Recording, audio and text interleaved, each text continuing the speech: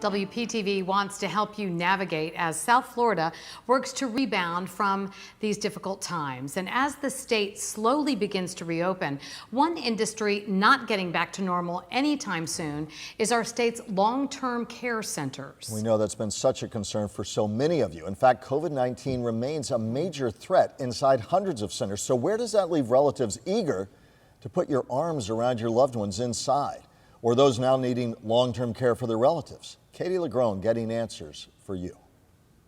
They are Floridians hit hardest by COVID-19.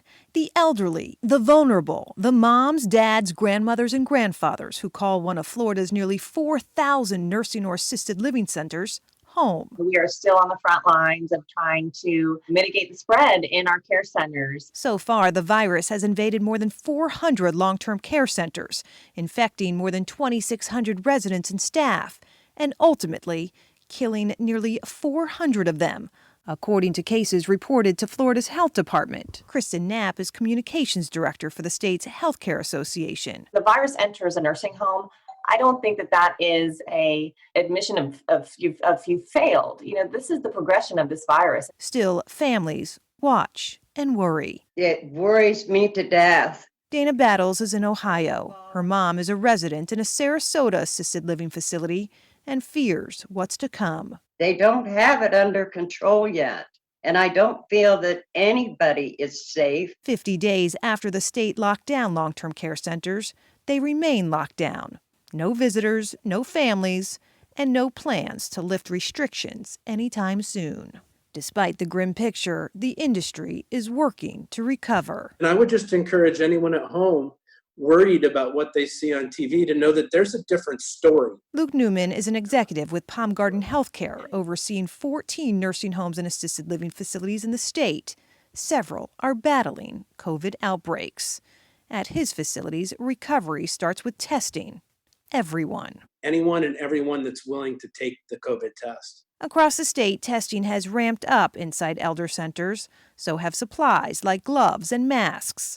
Still, more is needed before the industry can fully rebound. The more we can expand the ability to test in our state, I think the greater we'll have, again, more information and be able to make some important decisions. Knapp says some long-term care centers are still admitting new residents. But for families seeking care and worried about letting their own loved one inside, if you are unable to safely care for your loved one at home, then it's really important that you have those conversations, whether it's with a home health aide or with the nursing home administrator or the assisted living, depending on the level of care your loved one needs. At the end of the day, you want to make sure that they're safely cared for. And just as you would if COVID wasn't an issue, do your research. Ask how centers are handling positive cases. Take a look at past inspection reports, specifically if they followed infection control guidelines. We've posted a link on our website with additional resources. Katie LaGrone, WPTV News, Channel 5. So here is the rebound rundown for families waiting for long-term care centers to ease restrictions. Centers remain on lockdown, but testing continues to increase. Some long-term care centers are still taking new residents.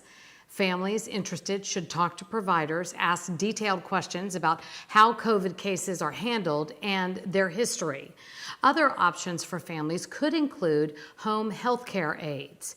And we have a link to this story and other resources on WPTV.com/rebound.